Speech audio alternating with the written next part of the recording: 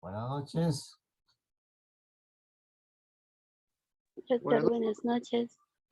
Muy bien. ¿Quién me? Zulca, muy bien. Excelente, Zulca.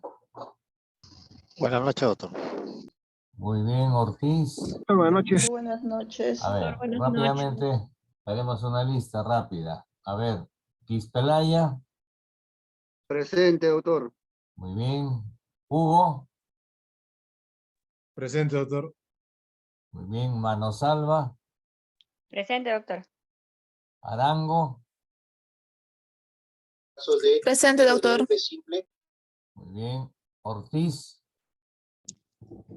Presente, doctor. Martínez. Me copió Ortiz, ¿no? Martínez.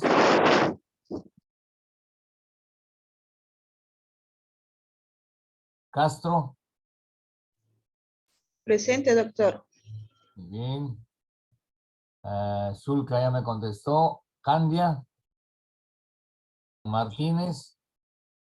Martínez, presente, doctor. Buenas noches. Ya, perfecto. Alcalde. Alcalde.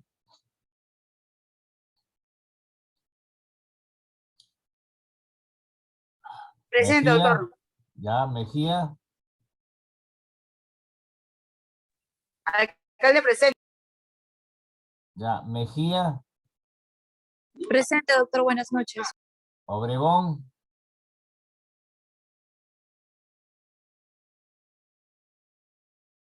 Muy bien, Mejía. Obregón.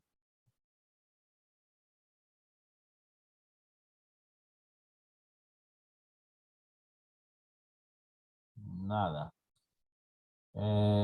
Adauto María. Presente, doctor. Muy bien. León. Presente, doctor. Buenas noches. Ramos.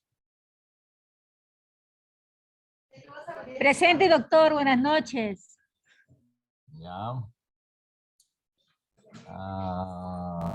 Rufino. Doctor, Presente, dice doctor. presente Buenas por si noches. acaso. Muy bien, Rufino. Laurencio. Presente, doctor. Buenas noches. Miriam Adauto. Presente, doctor. Buenas noches. Ya. Tristán. Presente, profesor. Buenas noches, Tristán. Perfecto. Salas. Presente, doctor. Buenas noches. Buenas ¿Me noches. escucha? Coaboy. Buenas noches. Presente, doctor. Buenas noches. Muy bien. Alcalde.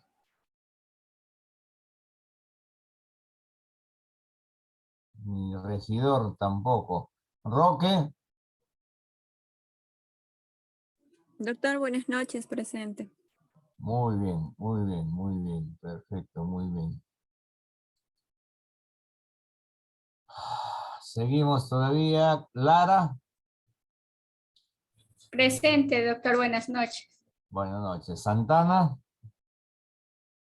Presente, doctor. Buenas noches. Muy bien. Orellana.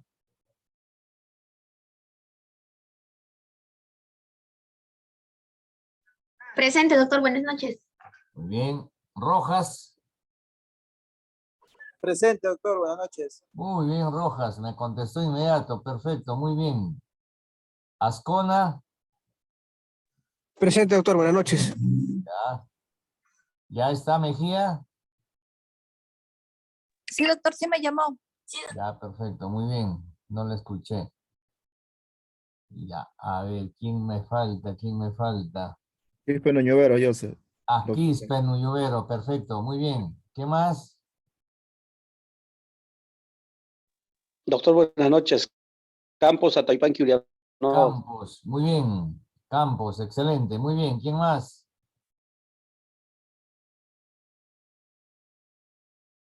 Listo.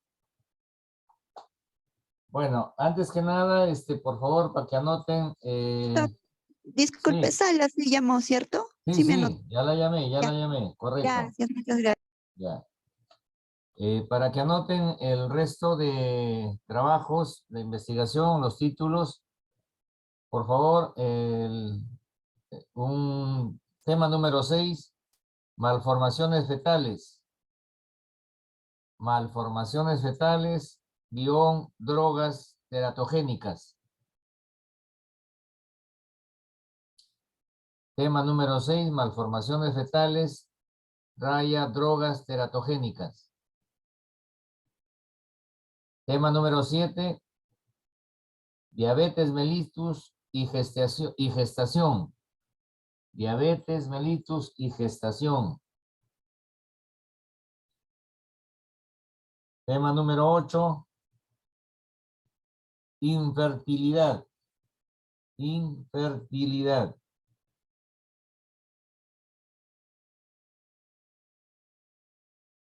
Tema número 9, cáncer y gestación.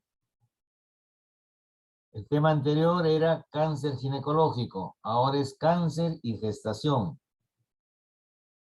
Y tema número 10. Doctor, disculpe que le corte, Tolentino. ¿Quién? Ah, Tolentino. Perfecto, muy bien. Sí, doctor, gracias, buenas Sí, noches. está bien, estamos todavía en el periodo de pasar lista. Muy bien. Entonces, tema número 9, cáncer y gestación. Tema número 10, procedimientos quirúrgicos ginecostétricos. Raya, ginecoplastías. Procedimientos quirúrgicos ginecobstétricos. Raya, ginecoplastías. Ya. Son 10 temas. El primero era el embarazo en adolescentes en el Perú. El segundo, aborto. Tercero, embarazo de alto riesgo. Cuarto, reproducción asistida. Quinto, cáncer ginecológico. Sexto, malformaciones fetales. Drogas teratogénicas, perdón. 7, diabetes mellitus y gestación. 8, infertilidad. 9, cáncer y gestación. Y 10, procedimientos quirúrgicos ginecostétricos, raya, ginecoplastías.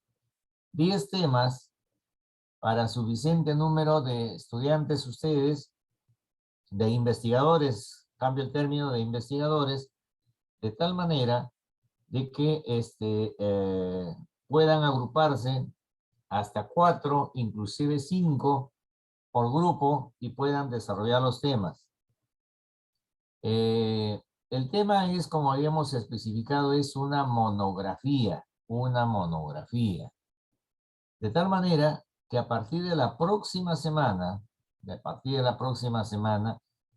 y hoy día, al final de la clase, por favor, o nos damos un tiempo suficiente para que me indiquen la conformación de los grupos.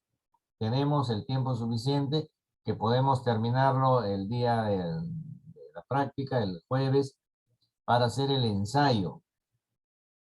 Pero la práctica, no podemos distraerla en el seminario. Entonces, el día de hoy vamos a utilizar un tiempo, la media hora, para que ustedes me den la conformación de los grupos. Para yo anotar la conformación de los grupos, de tal manera que puedan haber escogido los temas. Sobre todo del primer grupo, los primeros 5 grupos, los primeros 5 temas. Como sea que son más ahora, 10 temas los involucra totalmente. Entonces hoy día verificamos esto, la conformación de los grupos y los temas escogidos. Muy bien. Doctor, Entonces, buenas noches. Sí, Calderón, muy bien. Sí, no me ha llamado doctor, buenas noches. Calderón, perfecto, muy bien. Ya, gracias, doctor. Ya. ¿Quién más me ha llamado? Buenas noches, doctor Palomino Fernández. Doctor Palomino Fernández, buenas noches. Sí, Palomino, ya lo anoté. Gracias. Brigada Muchari, Alex, doctor, Brigada, buenas noches. perfecto, Alex. Muy bien. Gracias, muy bien. doctor. Poco tarde, Alex. Tristán ya está anotada. ¿Quién más? Doctor Ramos Cervantes, mi audio no sé si está fallando, ¿se escucha? No, Cervantes, ya la anoté, así es, Ramos Cervantes. Gracias, doctor. Ya, muy bien. Entonces, el día de hoy vamos a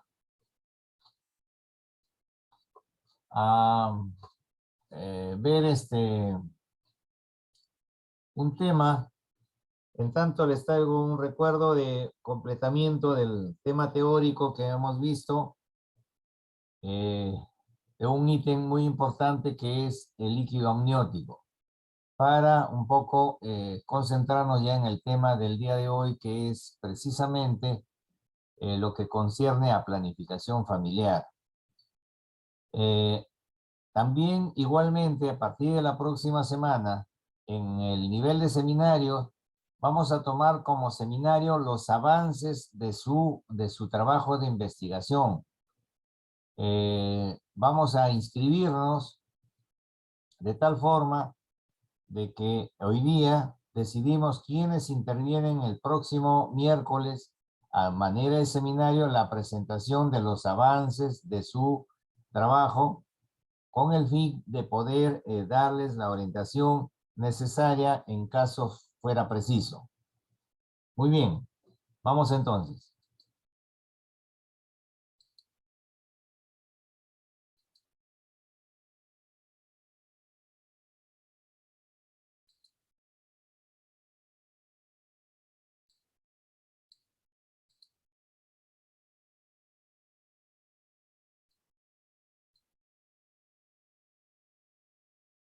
En nuestra práctica seminario del día de hoy, vamos a revisar en primer término lo que significa el tema del líquido amniótico y lo que es la norma de planificación familiar.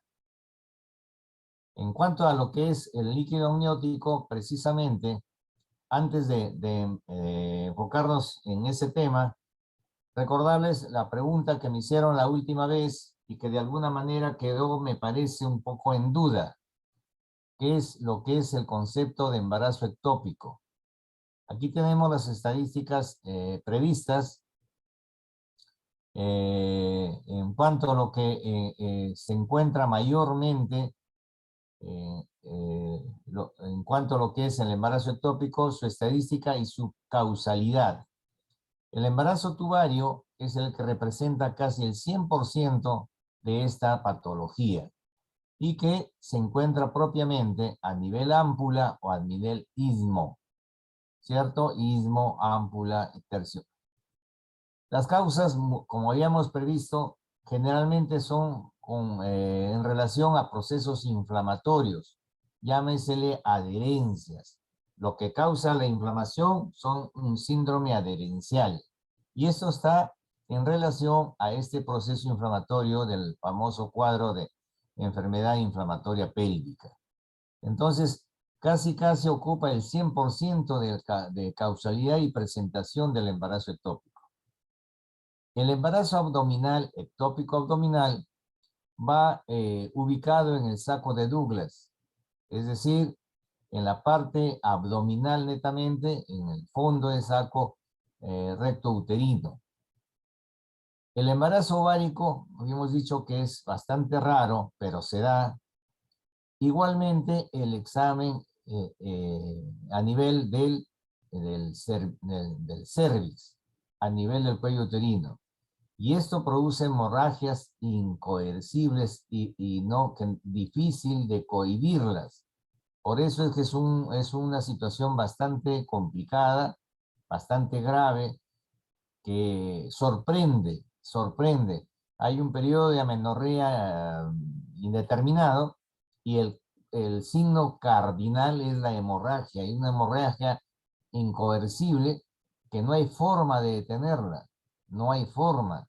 ¿Por qué? Porque compromete toda esta musculatura y vascularización.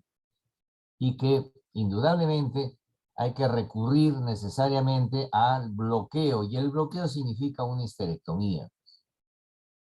Entonces tenemos el cuerpo uterino, fondo uterino, tercio medio tercio fúndico, tercio medio y tercio inferior.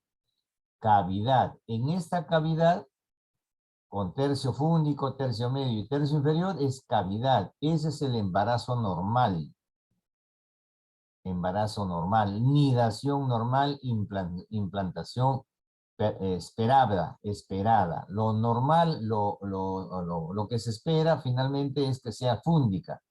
Pero mientras sea en cavidad, todavía tiene una normalidad. Solamente que la implantación tiene riesgos. Para hacer embarazo ectópico debe estar fuera de esta cavidad uterina.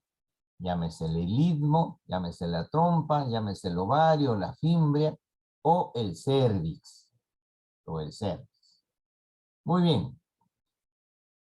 Con este recuerdo avanzamos entonces a lo que nos corresponde propiamente hoy día en lo que habíamos previsto.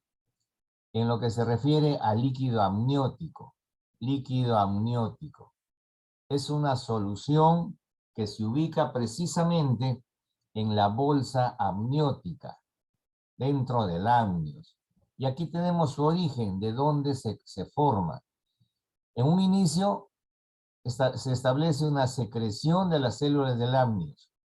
Es una cavidad mínima que se mantiene a pesar de todo. También hay un compromiso a nivel de difusión de las membranas a partir precisamente de la decidua parietal. Acordémonos de que una vez que ocurre la deshidrolización, ocurre a nivel de todo el perímetro, todo el ámbito intrauterino. De tal manera que hablamos de la decidua parietal. Igualmente hay una placa coriónica relacionada al espacio sanguíneo. También hay difusión a ese nivel para que se concentre este líquido. Luego también hay una formación a través de la piel fetal cuando el feto ya está, después de las 8 semanas, ya hay una difusión a través de la piel. ¿Por qué? Porque no existe una queratinización fundamentalmente. Y esto empieza la queratinización a las 11 semanas. Igualmente del aparato respiratorio. Y después de las 12 semanas ya comienza la función renal y hay una formación de orina. Entonces ahí tenemos el origen de este líquido amniótico. Líquido amniótico. Me he olvidado de pasarles aquí, a ver.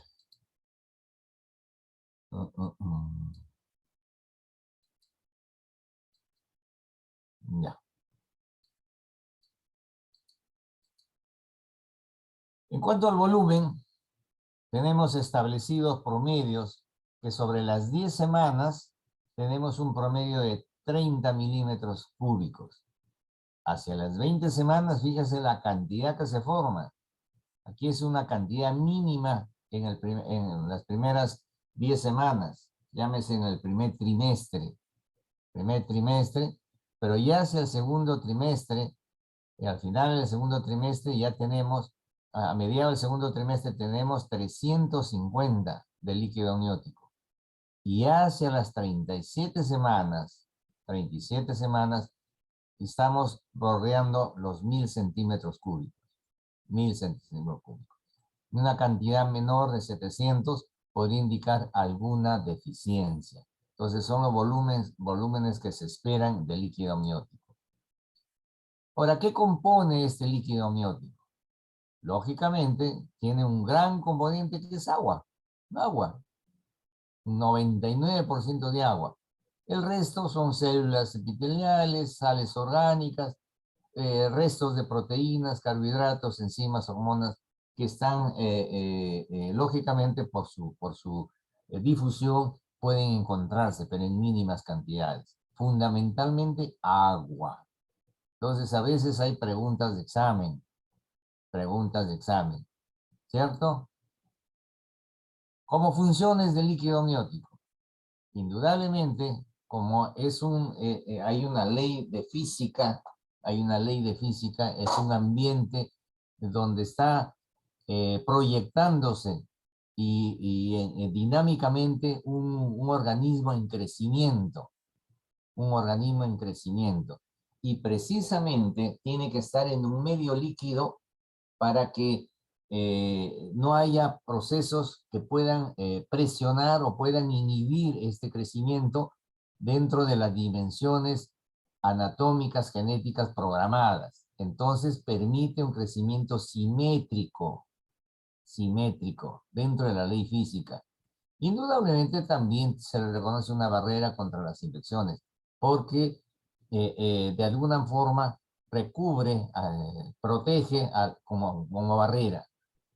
Permite el desarrollo pulmonar, indudablemente, porque acuérdense que hay movimientos respiratorios, llámese respiratorios porque son movimientos de lo que sí sería la futura inspiración y expiración, o los movimientos musculares, y que permiten el ingreso. Y acuérdense que hay una limitación de estos movimientos, porque si no estaría ingresando líquido tremendamente a nivel pulmonar. Indudablemente evita la adherencia del amnios al embrión. Esta membrana que le sirve de cobija no debe estar adherida al mismo embrión. Indudablemente también ayuda a controlar la temperatura corporal del embrión. Esto también a nivel de una especie, llámesele de masaje, fomenta el desarrollo muscular y favorece el movimiento de todo la dinámica fetal. Entonces, funciones que se le reconocen al líquido amniótico. Muy bien, pero encontramos algunas alteraciones básicamente en cuanto a la cantidad más que nada. Entonces, de alguna manera, la disminución del líquido amniótico en cualquier edad gestacional significa un detrimento o una disfunción o algún riesgo para el feto. Entonces tenemos que en el tercer trimestre 300, 400 centímetros cúbicos corresponde a una escasísima cantidad. Tercer trimestre estamos bordeando por encima de los 700, llegamos a los 1000 centímetros cúbicos. Causas, las causas de lo que se llama el oligohidramnios, menos de 400 en el tercer trimestre, podemos esperar que haya una placenta insuficiente. Puede que haya una fuga, una ruptura prematura de membrana, o puede que haya un riñón inadecuado, y también procesos de uropatías obstructivas. Entonces, fíjense, como sabemos que la orina es uno de los principales componentes una vez que está conformándose la formación renal, cualquier proceso de oligohidramnios, que significa menos de 300 en realidad centímetros de líquido amniótico, está en relación fundamentalmente que hay que sospechar procesos renales, básicamente. Y por lo contrario, cuando hay una excesiva producción, un excesivo volumen de líquido amniótico, es el polihidramnios. El anterior era el oligohidramnios y esta vez es el polihidramnios.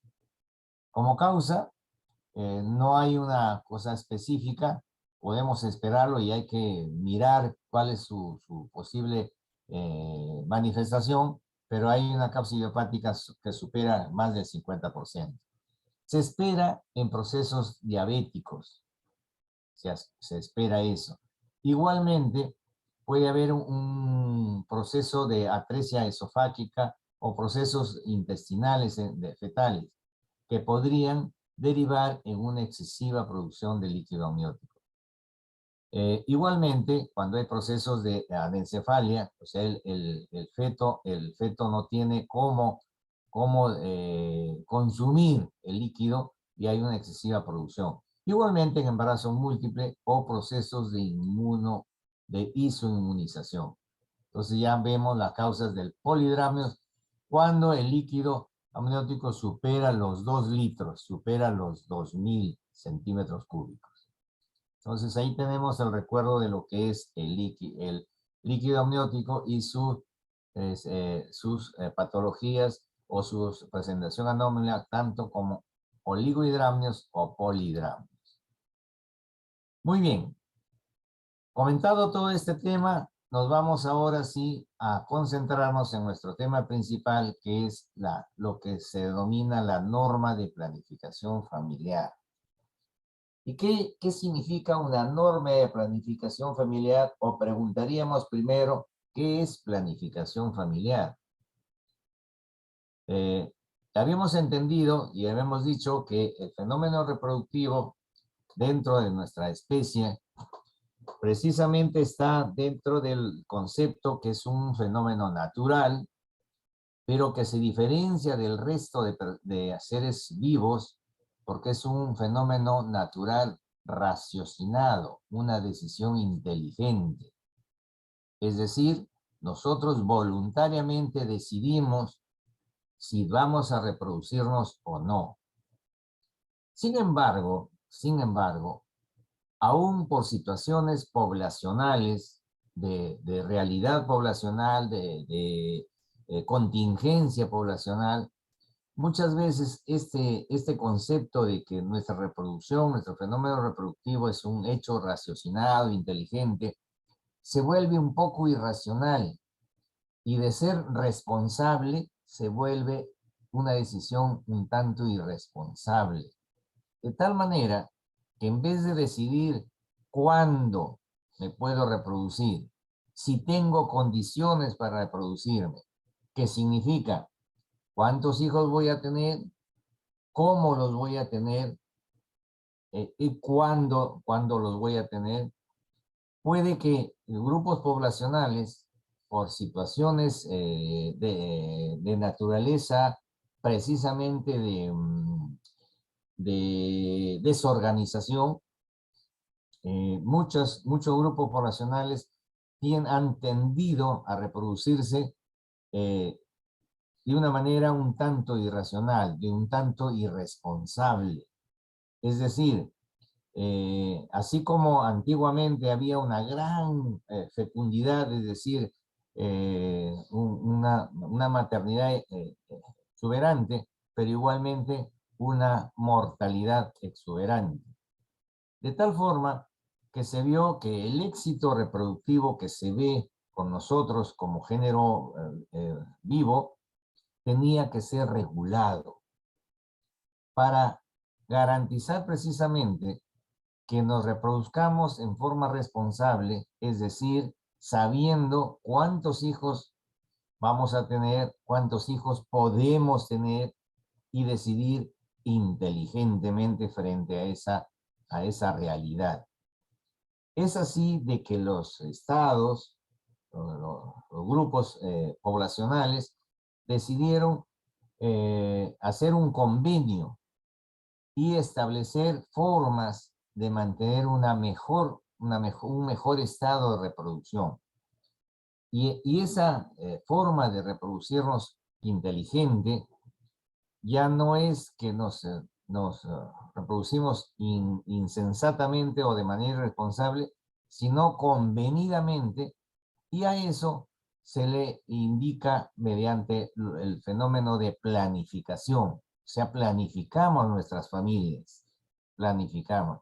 De tal forma que muchas veces la planificación conlleva ahora que en el caso de mujeres, muchas mujeres postergan su etapa reproductiva casi para los últimos momentos de su periodo reproductivo.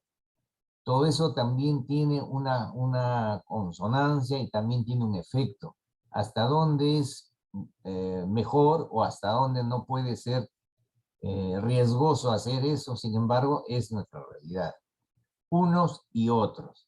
Pero de tal forma que los estados han convenido y han determinado establecer algunos condicionamientos para esta forma de reproducirnos inteligente. Y a eso se le ha denominado planificación familiar. Habida cuenta de que años atrás, para unos 50 años, muchas veces por desinformación, las familias, llámese las mujeres, se llenaban de hijos. Digo yo las mujeres en el sentido específico que es la que está gestando, porque indudablemente una mujer no gesta por decisión propia, sino indudablemente por decisión de pareja. Pero esta decisión de pareja muchas veces no estaba bien informada, de tal forma que se han establecido diferentes métodos para poder facilitar esta planificación familiar. Y los estados en general, y nuestro estado, nuestra legislación, ha establecido reglamentos, si cabe el término, denominados normas basados en la situación de salud. Y en este caso es el fenómeno de salud reproductiva. Y ahí, bajo ese concepto, existe la norma de planificación familiar. Muy bien. Norma de planificación familiar. Documento legalmente establecido bajo situaciones muy consensuadas que han ameritado reuniones de mucho tiempo de estudio para poder finalmente contar con este documento que nos puede servir de guía para de alguna forma mejorar nuestra supervivencia o nuestro modo de reproducirnos. Y aquí lo tenemos, un documento hecho que se denomina Norma Técnica de Salud de Planificación Familiar. Norma Técnica de Salud de Planificación Familiar. ¿Ven? Y ahí vemos desde la portada, vemos un elemento con la información suficiente y una pareja, papá, mamá y un bebé, que están recibiendo o están siendo instruidos de cómo pueden llevar una mejor forma de su desarrollo familiar, en cuanto a su descendencia. Entonces tenemos que esta norma técnica de salud de planificación familiar está dentro de lo que significa el elemento condicional, que es el Ministerio de Salud. Ministerio de Salud, con un dispositivo, la Dirección General de Intervenciones Estratégicas de Salud Pública. Fíjense, estratégicas de salud pública. Y lógicamente la Dirección de Salud Sexual y Reproductiva. Esta última norma es del 2017, la última revisión. La norma técnica de salud y planificación familiar que nos rige es la que es del 2017. Y precisamente está en sus últimos, porque son cada 6 años, en su último año de vigencia, porque son normas que tienen que ser comprobadas y son tienen un periodo, a veces, primero fue 4 años, luego fue 6 años, como estamos en 6 años, y posiblemente en la última revisión que se haga a fin de año, podemos de repente tener una vigencia mayor o menor según lo que sea convenido en las reuniones del personal técnicamente encargado, responsable. Entonces tenemos salud sexual y reproductiva, los derechos sexuales y reproductivos, atención integral de la salud, planificación familiar. Todos estos ítems tienen normas técnicas, pero todo en relación al famoso fenómeno reproductivo. Salud sexual y reproductiva, derechos sexuales y reproductivos, lógicamente atención integral de la salud que conmueve todos estos fenómenos y esta planificación familiar. Entonces, qué importante es conocer estos detalles en los cuales estamos desarrollándonos. Esto es muy importante a nosotros como médicos, conocer y saber qué cosa es lo que nos corresponde en un determinado momento y por qué es que deben existir estos documentos que rigen sobre todo las atenciones en salud que van a promover necesariamente el lineamiento y la conducción conducción y la información oportuna para los usuarios en general, el usuario externo, que es, en este caso, nunca es una sola persona. Y es individual y es generalmente se empareja. O sea, nunca es una instrucción incompleta, es cuando se trata de persona a persona. Siempre tiene que buscarse la instrucción y la adecuación y la conducción de una pareja. Sin embargo, todo el contexto de la aplicación de esta información va desde información general que se da de acuerdo a los al nivel de usuario, llámese para dar la información respectiva, llámese la información inicial a nivel de colegios primarios, colegios secundarios, y en general los servicios de salud. Muy bien. Y aquí tenemos la evidencia que esto es un documento pertinente que conlleva necesariamente un condicionamiento de tipo legal que está enmarcado dentro de nuestra Constitución. Esto es una resolución ministerial que conlleva estas normas que es lo que estamos hablando. Muy bien.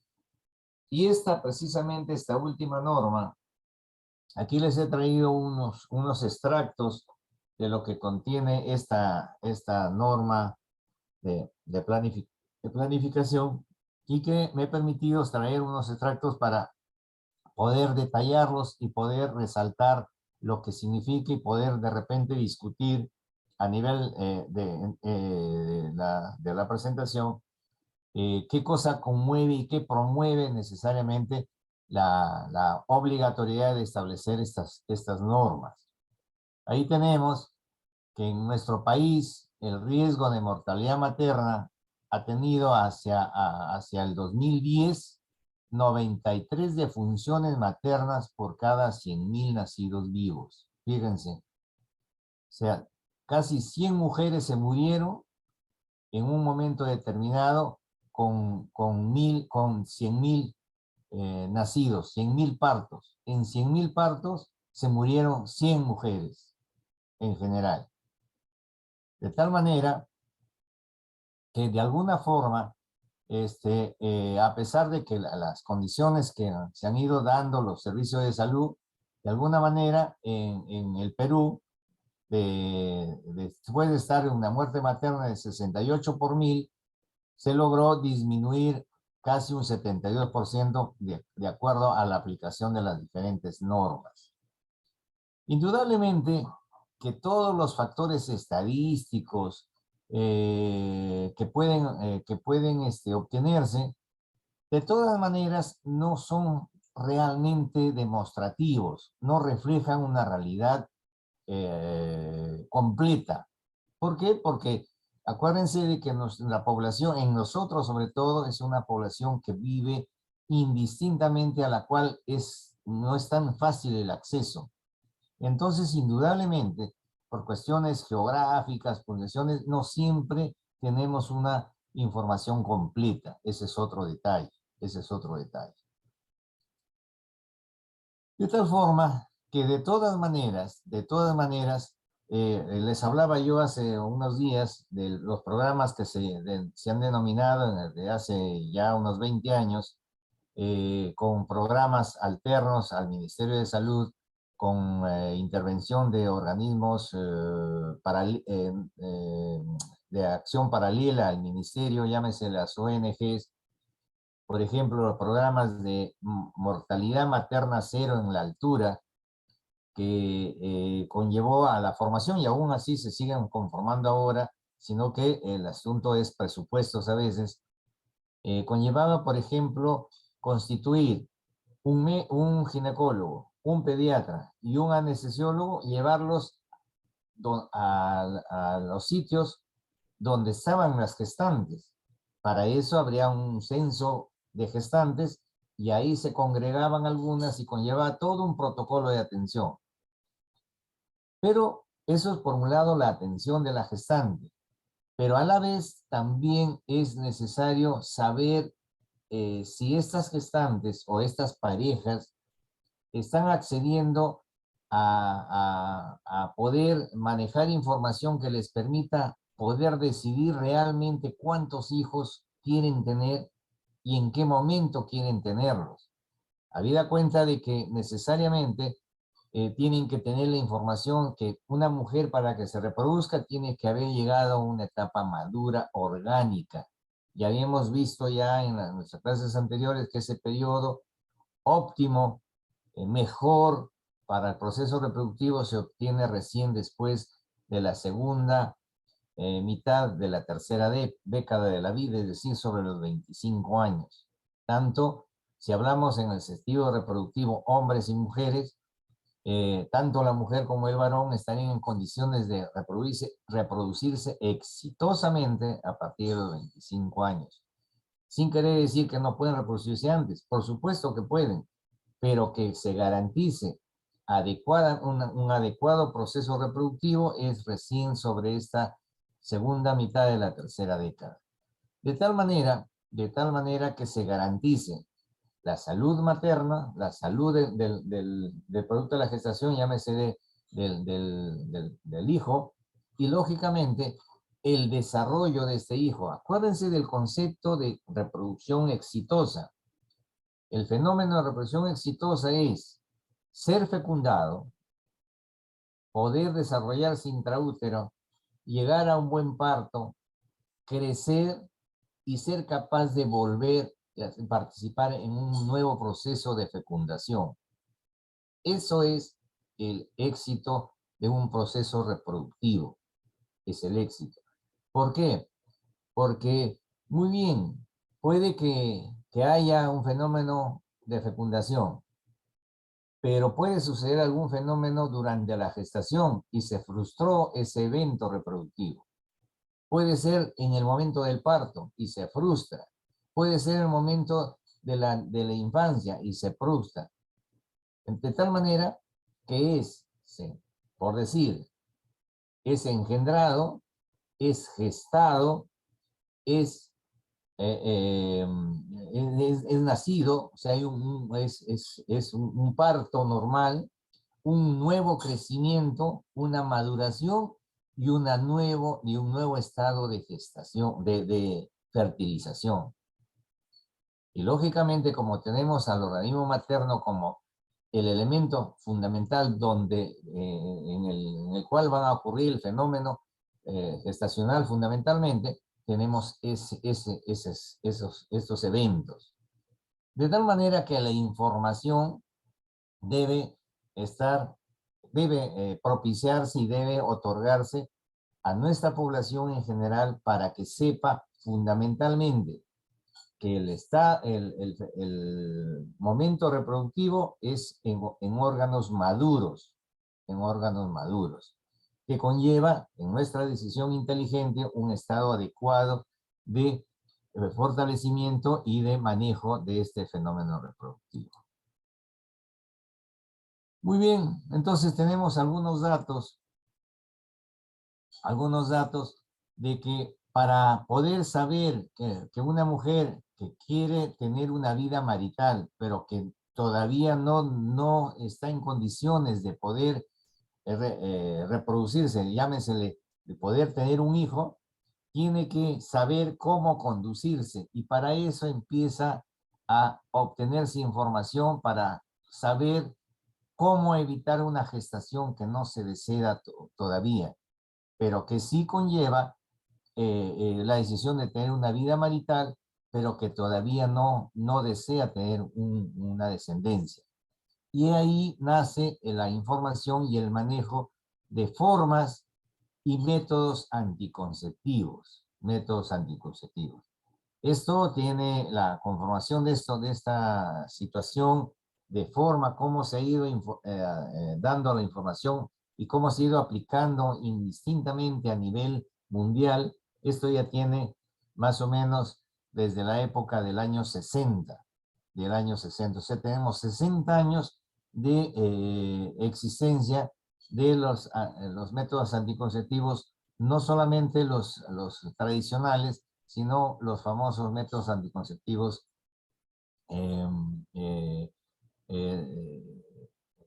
que no son los métodos naturales, sino precisamente son anticonceptivos, métodos anticonceptivos impuestos que pueden favorecer o no y permitir que una pareja, o llámesele una mujer, decida su momento gestacional.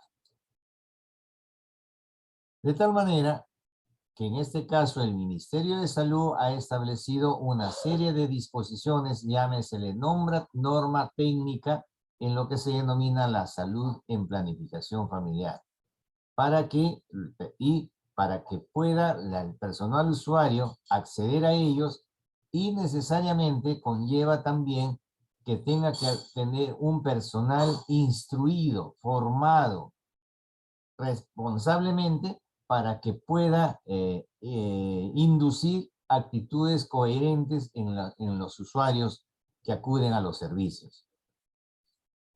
Muy bien.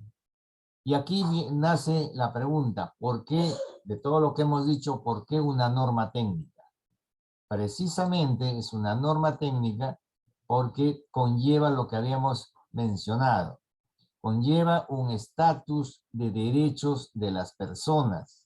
Por eso hablamos de derechos sexuales y reproductivos, dentro de un contexto de la atención integral, dentro de lo que es salud sexual y reproductiva, y para eso precisamente existe la planificación familiar y cada una de ellas con sus respectivas normas técnicas. Muy bien, entonces llegamos al momento de que podemos exponer un concepto, que la finalidad y el por qué debe existir esta norma es precisamente para que las personas ejerzan, eso dice textualmente, ejerzan sus derechos de manera responsable, libre e informada respecto a la decisión del número y espaciamiento de los hijos que deben procrear. Lógicamente, esto, donde le dan esta información, es mediante un servicio de lo que se llama la planificación familiar de calidad. Fíjense, entonces son conceptos que todavía pueden ser mejorados, pero que hasta el momento es la mejor forma de expresión por qué existe esta norma técnica de lo que se da en los diferentes servicios de salud. Y aquí vamos a mirar un poquito lo que significa, que conlleva esta normativa. Tiene objetivos generales, lógicamente lo que dice su definición, ¿no? La que las personas puedan ejercer sus derechos de manera responsable, libremente. A nadie le imponen. Sin embargo, existe dentro de la obligatoriedad de un servicio de salud darle la oportunidad de que esta persona se informe. De decir, decide ejercer su responsabilidad de persona madura, de persona responsable, y entonces necesita que alguien la oriente. Libremente acude para saber esto precisamente. ¿Cuántos hijos tiene y cada cuánto tiempo los tiene? ¿Y dónde va a acudir? Necesariamente a un servicio de salud. Ahí es donde, como objetivo general, tiene precisamente garantizar esto. Dentro de los objetivos específicos ya hay una serie de disposiciones precisamente específicas que ya conllevan cómo es que se pueden dar, quién debe darlos, cómo se van a dar, a quiénes se les va a dar, en qué momento se les da, quiénes son las personas adecuadas para atender precisamente y dar el enfoque necesario en cada manejo de las diferentes definiciones. Entonces ahí tenemos varios estándares, varios conceptos como objetivos específicos dentro de lo que significa el objetivo general. Y muy bien, después de revisar rápidamente todo eso, tenemos que concentrarnos en esta relación de acrónimos para poder entender las lecturas a las cuales accedemos dentro de la terminología y dentro de los conceptos y la información que debemos manejar. Entonces aquí tengo una lista de estos acrónimos que es bueno revisarlos para poder allanar la información que manejemos. AQB, por ejemplo, ¿qué es anticoncepción quirúrgica voluntaria? Entonces, en las literaturas a veces es fácil acceder a un artículo, pero muchas veces no entendemos porque ya están escritos. Como son denominaciones y son conceptos ya trabajados bastante tiempo, ya las literaturas ya obvian a veces el especificar cada una de estas cosas. Y es más, estos conceptos a veces no están especificados o necesitan ser especificados de acuerdo al sitio donde se manejan. Por ejemplo, ¿qué será pues un CDJ? Un Centro de Desarrollo Juvenil, que está dentro de los establecimientos, no solamente del ministerio, sino que abarca el Ministerio de Educación, en casi todos los servicios, deben existir estos centros de desarrollo juvenil en todos los estamentos del Estado. Centro Nacional de Abastecimiento de Recursos Estratégicos en Salud. Fíjense, es bueno conocer, y aquí es un detalle, un concepto ya de nosotros como profesionales médicos. Tenemos que saber qué es esto. Entonces, aquí tenemos una serie de siglas que tenemos la obligación de conocerlas, de tal manera que me he permitido traerlos para poder manejarlas y que también pueden ser factibles de las más interesantes, inclusive motivo de preguntas de examen. Esto no es ¿cómo puedo decir? No es no sé, mencionarlo como capricho, no, es una obligatoriedad conocer estas denominaciones. Muy bien. Entonces, la atención en planificación familiar, tenemos que partir de que la planificación familiar, que ya se especifica en su denominación,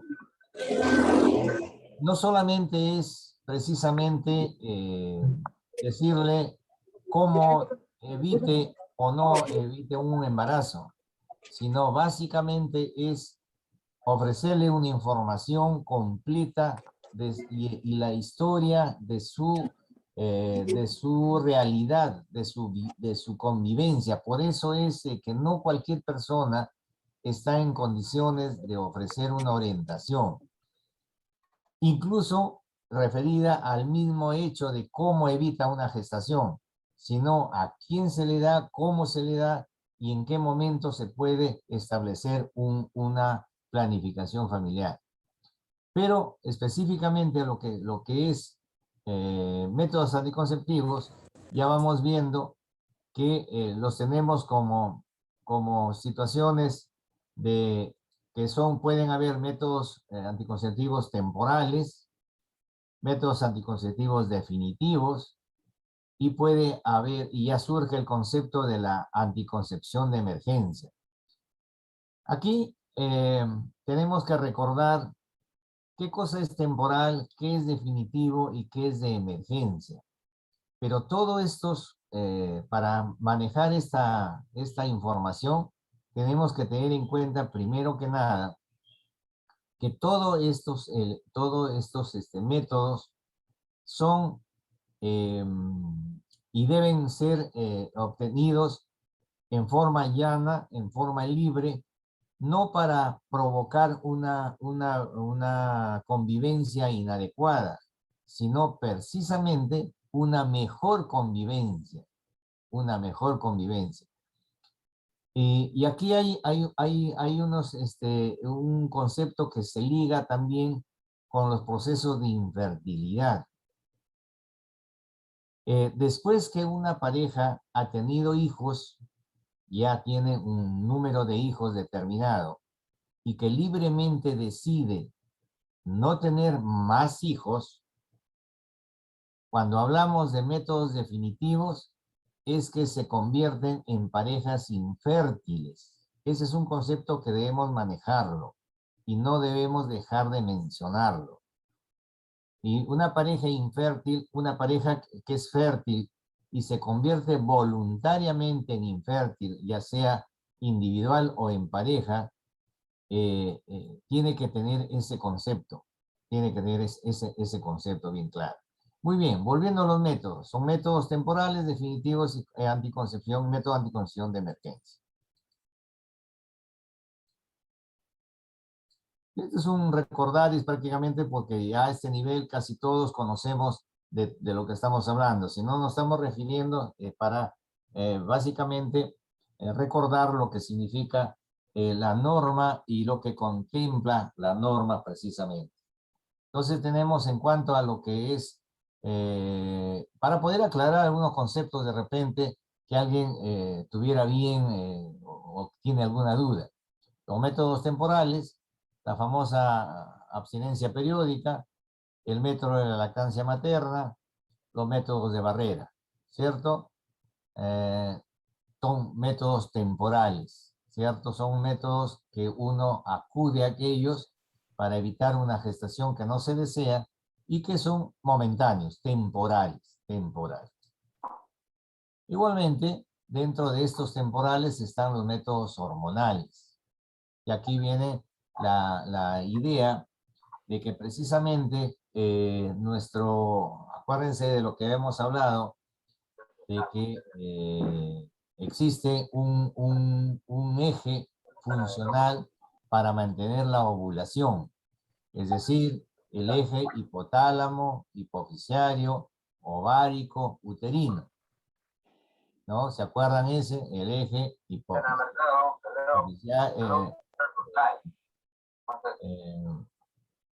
desde la producción central hasta el órgano de ejecución. Y si rompemos esa comunicación, es que precisamente evitamos que el ovario responda el estímulo que nace desde el hipotálamo, ¿cierto? Entonces, el hipotálamo influye a la hipófisis influye al ovario, y el ovario influye al útero. Todo como un procedimiento coordinado y que la influencia de la hipófisis hacia el ovario es precisamente para que este ovario ovule. Y si rompemos esa comunicación, desestabilizamos este eje, entonces estamos evitando que el ovario no ovule.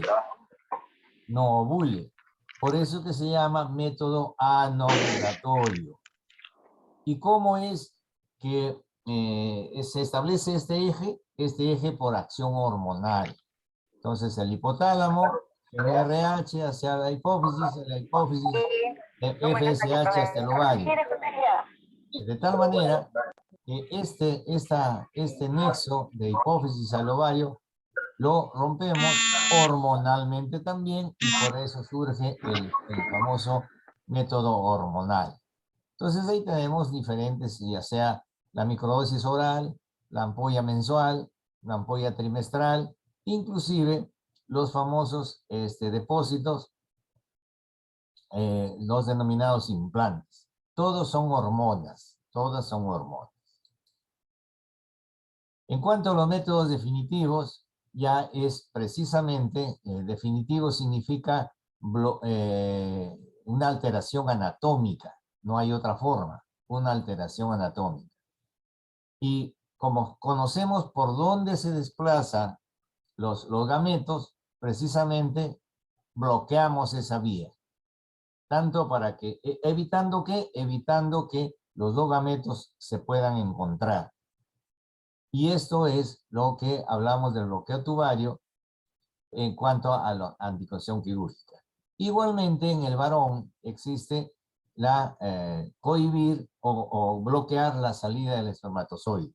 Y esto es la famosa vasectomía. Entonces, métodos definitivos.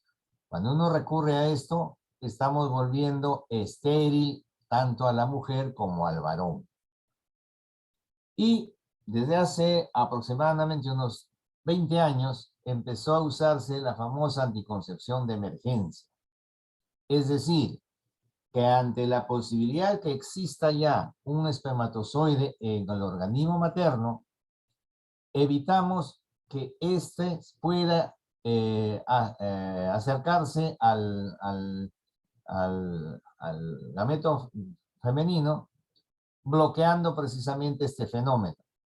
Como sabemos de que existe todo un componente hormonal que facilita el ingreso del espermatozoide, que facilita la movilización del óvulo, pero que hormonalmente podemos hacer difícil su avance.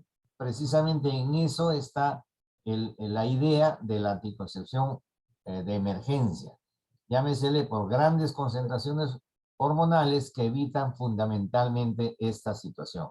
Sin embargo, todavía se sigue cuestionando de alguna forma porque no siempre es oportuna la ingesta o la acción hormonal y puede, dentro de algunos conceptos religiosos, estarse facilitando o provocando que una vida ya iniciada se interrumpa y está dentro de algunos cánones, bajo algunos conceptos religiosos inapropiados. Pero todo eso todavía conlleva discusiones a más todavía desarrollarse.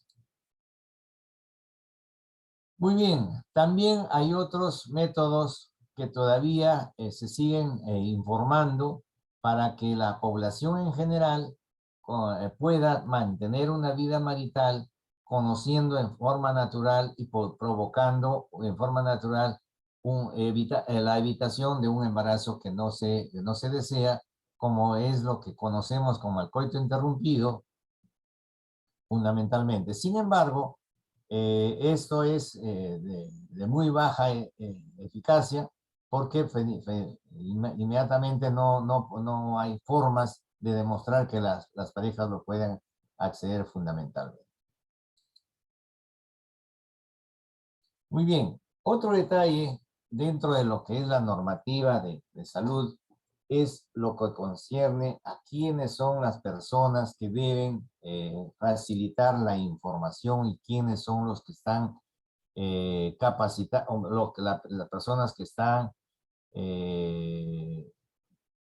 preparadas para esta oferta, para ofertar estos servicios. Necesariamente, fundamentalmente en la cabeza está el médico en general y el médico ginecostetra en particular. Le sigue dentro de la conformación de la formación profesional el personal de obstetricia. Luego el personal de enfermería y también el personal de técnicos de enfermería. Todos ellos están involucrados según su nivel para poder facilitar la información y la práctica de los diferentes métodos anticonceptivos. De acuerdo a lo que se quiera, el hormonal, el de barrera, el método quirúrgico definitivo, etcétera, ¿cierto? Entonces, de acuerdo a la necesidad del método escogido, que será el profesional adecuado para orientarlo. Sin embargo, todos manejan una información general, pero específicamente algunos de ellos son los indicados para algunos métodos específicos. Llámesele, por ejemplo, la atención quirúrgica, no la hace un médico general, sino la hace siempre un médico ginecostetra. Sin embargo, un médico general debidamente instruido, capacitado, puede acceder a hacer AQVs en un determinado momento.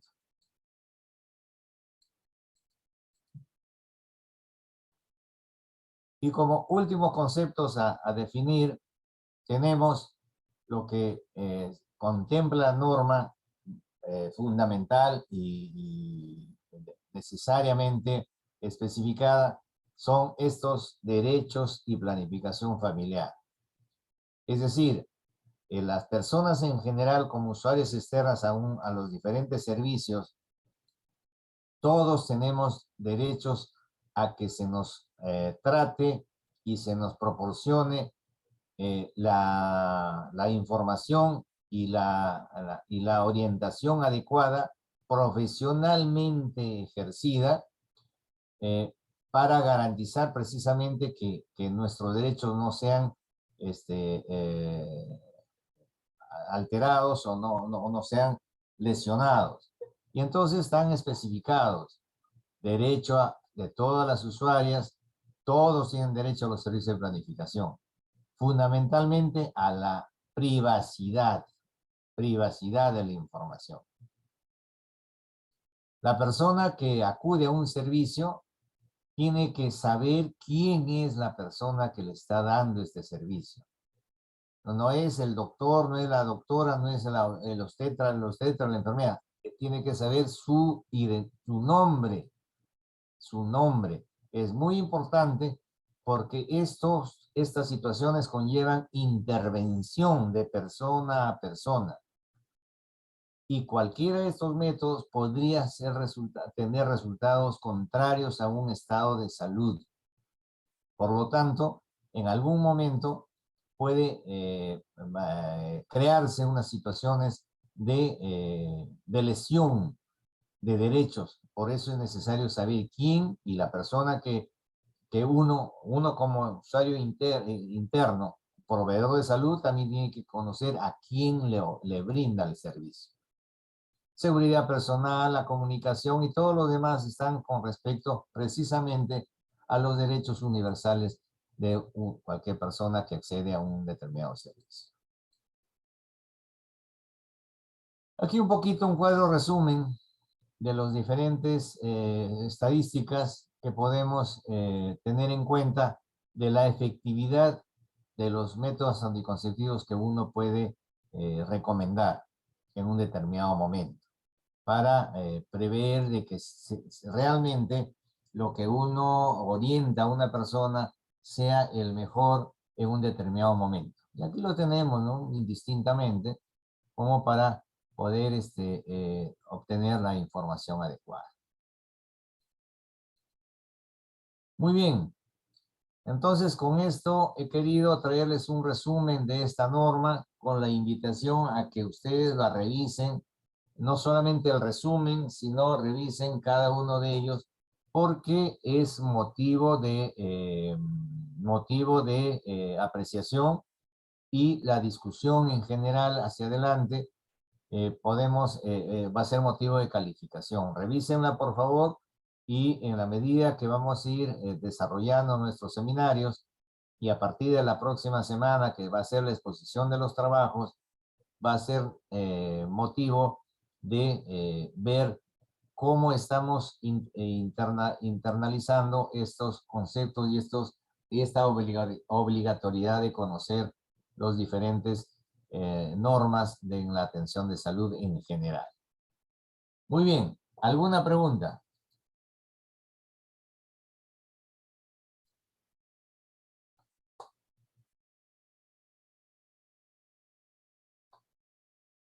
Doctor, muy buenas noches. Disculpe, habla Carmela Robles. Una consultita respecto al trabajo. ¿Ya? El trabajo va a ser monográfico y a la vez también vamos a hacer la exposición. Claro que Cada sí. uno. El trabajo es monográfico, y eso sí, tenemos que en algún momento en físico vamos a tener que reunirnos para que me lo puedan entregar, en tanto que también por vía digital lo pueda yo tener para poder revisarlo, porque el físico tienen que entregarlo a la biblioteca de la universidad. Eso por un lado. Por otro lado, vuelvo a repetir, es una monografía, y todos sabemos que consiste una monografía. Por eso es que es necesario ir mirando los avances, qué cosa es el concepto inicial, el prólogo, la introducción, el objetivo general, objetivos específicos, etcétera, etcétera, de acuerdo a lo que están investigando. El tipo de investigación que quieren hacer, etcétera. Eso lo vamos a ir viendo hasta dentro de 2 o 3 semanas para que empiecen ya a presentarlo categóricamente. Discúlpeme, entonces la presentación del trabajo monográfico es personal y la exposición es grupal. A ver, el trabajo que va a tener su presentación en físico donde involucra al grupo, pues, involucra al grupo. Pero la presentación, por ejemplo, vamos a decir que el grupo de cáncer ginecológico le toca presentar el próximo miércoles, le toca presentar los tres grupos.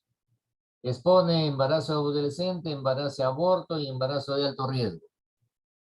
Los 3 grupos hacen su exposición durante nuestro encuentro.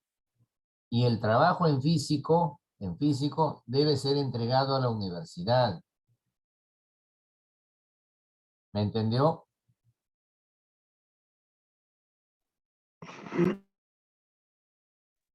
Sí, doctor, muchas gracias por la explicación. Perfecto. Gracias. Muy bien. Doctor, disculpen, la exposición, buenas noches. ¿La exposición es de un solo expositor o todos exponen? No, es ustedes escogen la forma de presentarse. El trabajo, imagínense, diríase, tres ítems dentro del trabajo.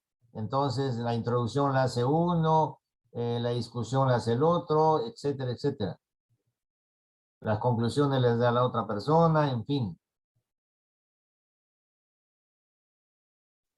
Gracias, doctor. Y una exposición conlleva a que en este caso, que yo voy a hacer, que voy a recibir la exposición, yo puedo intervenir y pedir la ampliación de algún concepto. Cualquiera de ustedes del grupo puede intervenir.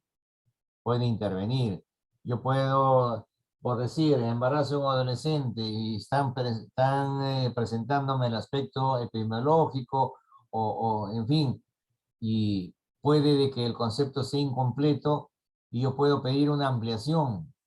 Entonces, en la exposición, entonces cualquiera de ustedes, no necesariamente la persona que está exponiendo en ese momento ese ítem, es el que va a responder. Igualmente, el resto puede preguntar, el resto de auditorio puede preguntar, y ojo que esas intervenciones son las que más se califican.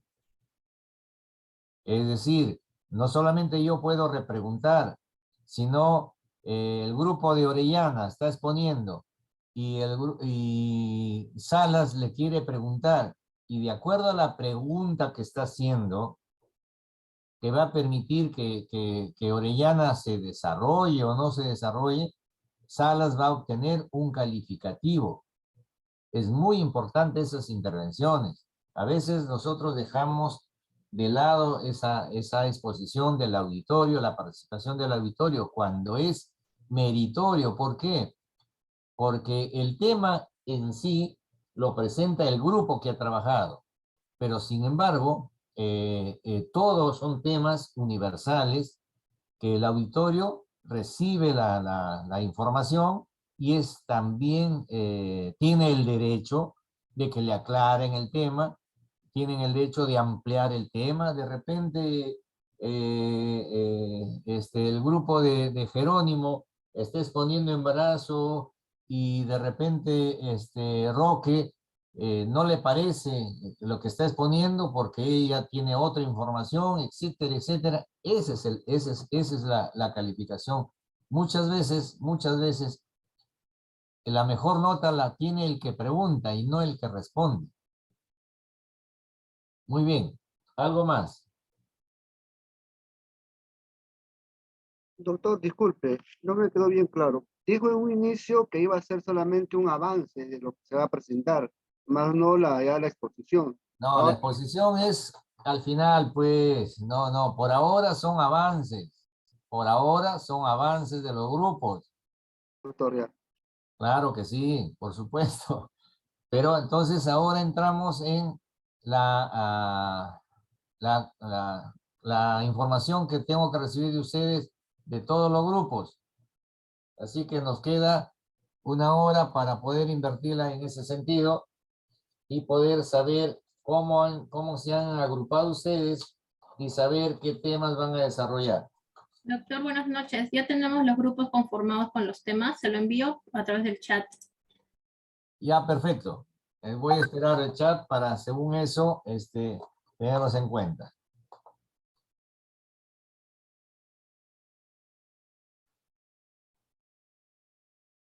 A ver, muy bien. Grupos de monografía. Muy bien.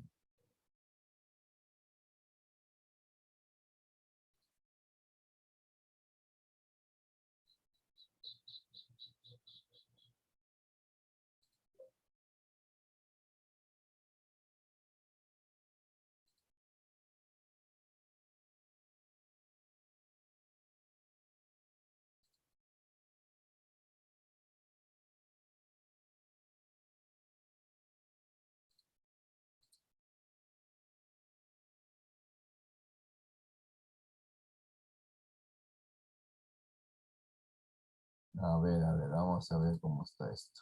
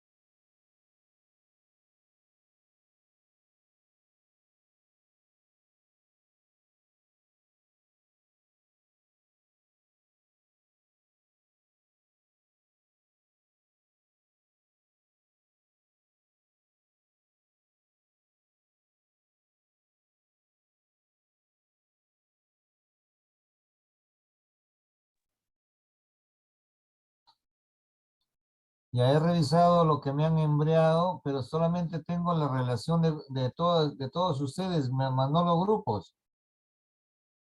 Sí, doctor, en el libro 1 puede observarlo. ¿Cómo? Sí está la relación de los grupos con los temas, doctor.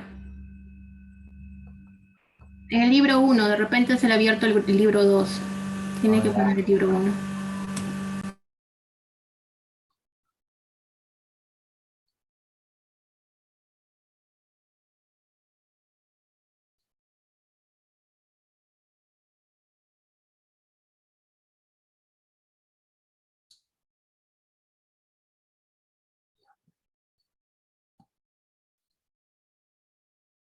Ya, perfecto, muy bien.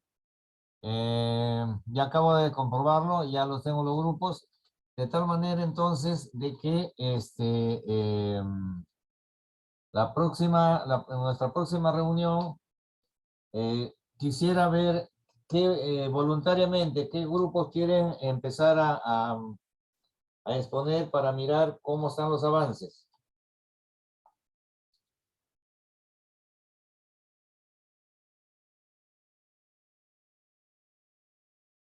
¿Me escucharon? Sí, doctor. Sí, doctor, sí le escuchamos. Doctor, buenas noches. Mi grupo sería el día miércoles. Ya, perfecto. Martínez. Sí, el grupo de Castro. Con respecto a las, son el trabajo monográfico en sí y un PPT, ¿verdad? Claro, van a darme los avances y van a exponerme el avance y las dificultades que crean ustedes que puedan tener al momento de desarrollarlo y a cómo lo van a avanzar y van a obtener mi crítica que puede orientarlos un poco. Doctor, una consulta. Buenas noches. Doctor, en cuanto a la estructura del trabajo, ¿hay algo específico que usted requiera o cómo lo Claro, haría? una monografía, por eso, a eso me refiero, por eso tenemos que mirar cómo han planteado el trabajo, Pero es un trabajo de Eh, investigación, ¿no, doctor? es un trabajo de investigación, es una monografía. Ya. Lleva desde el formato del título, cómo va el título, cómo va la presentación, la siguiente hoja, la dedicatoria, la Resumen, introducción, doctor. Resumen, claro, por introducción supuesto, el de un trabajo de resumen, investigación. el índice y ahí viene el desarrollo de la temática. Entonces, y lógicamente tiene que haber conclusiones y recomendaciones. Conclusiones, el desarrollo del tema, las conclusiones y las recomendaciones. Eso es lo fundamental. Entonces, en la introducción va a haber la exposición del motivo que los ha llevado, en dónde han planteado. Yo les he dado el tema y qué significa, dónde han encontrado, por qué lo están desarrollando, etcétera, etcétera, etcétera. Entonces, Profesor, sí. profesor, una consulta. ¿En el trabajo monográfico también podemos colocar al final un caso clínico o eso Eso solamente para la depende, exposición? del condicionamiento, de cómo lo están presentando. Listo, doctor. Ujú. Muy bien, ¿quién más entonces? Martínez, ¿quién más? ¿Qué otro grupo? Doctor, el grupo de Ocasi. Obando, ya. Y un tercer grupo.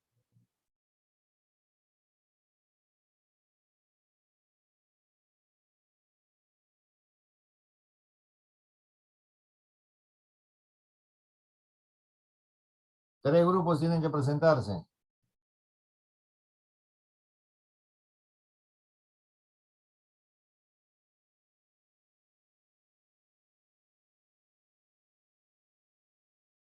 El grupo de Martínez, el grupo de Obando. ¿Qué otro grupo, por favor? Si no, yo voy a tener que señalarlo.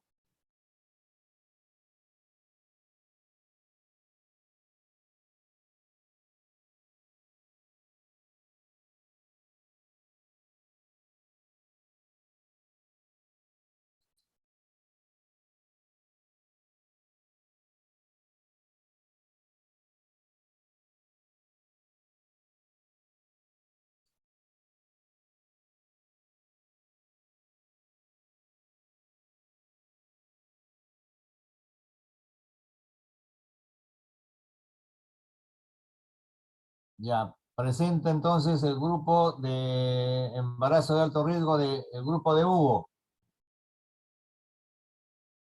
Ya, doctor, listo. Ya, listo.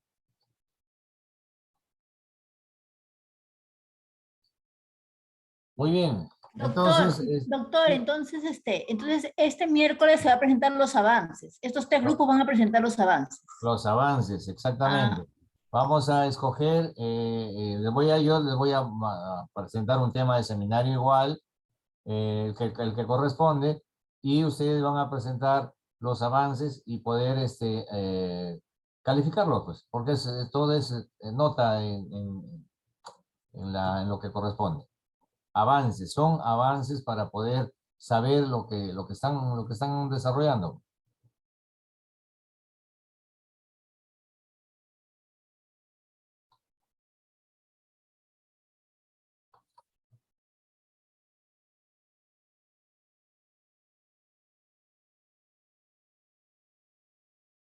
Muy bien, ¿alguna otra duda? Doctor, buenas noches. Doctor, Dígame, disculpe. Marcos Rodríguez. Doctor, disculpe. Entré cuando ya terminó de llamar lista, doctor. Pero estaba presente toda la clase, doctor. Ya, Rodríguez, muy bien. Gracias, Espero que doctor. me haya escuchado y revise nomás, dentro de media hora subo el PPT de hoy día. Gracias, doctor.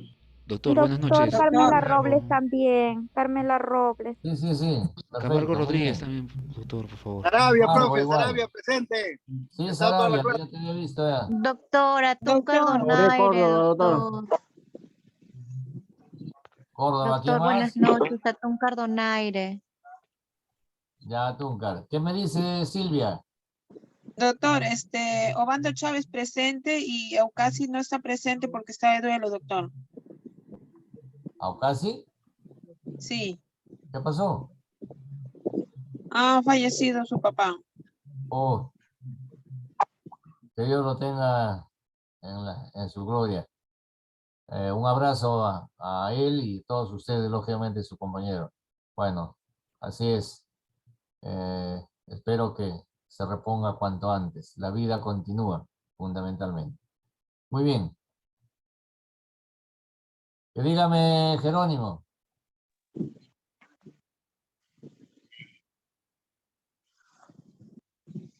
No le escucho, Jerónimo.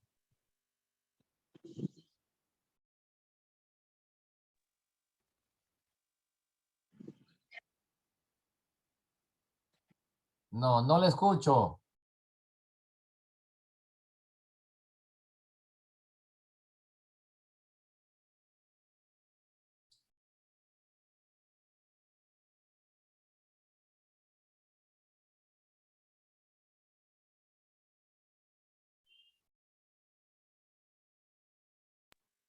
Doctor, buenas noches. Soy Córdoba presente, doctor. Sí me Sí, está consideró, bien, ¿verdad? ya lo consideré. Muy bien.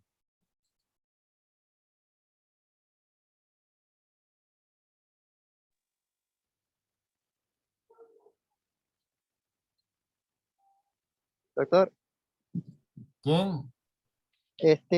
habla Willy Jerónimo, doctor. A mi grupo le tocó diabetes, gestación y diabetes. ¿Lo consideramos aparte, doctor, o diabetes gestacional lo estaríamos considerando? Involucra todo, diabetes y gestación. Todo lo involucra. Ok, doctor. Gracias. Así es, por supuesto. Gracias. Ya.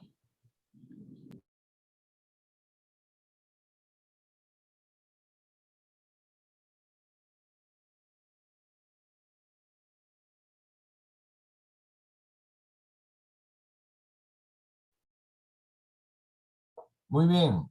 Si no hay más preguntas, quedamos ahí y espero de que revisen la norma técnica en forma completa, de tal manera de que sea de dominio amplio de todos ustedes. Eso sería todo entonces. Buenas noches. Gracias, doctor. Buenas noches. Buenas noches, Gracias. doctor. Gracias. Ya, hasta Buenas noches, luego. doctor. Gracias. Gracias, doctor. Buenas noches. Chao. Gracias, doctor. Buenas noches. Gracias, doctor. Buenas Gracias, noches. doctor. Buenas Más noches. sentido pésame Buenas también para noches, doctor. Aucasi, Silvia, por favor.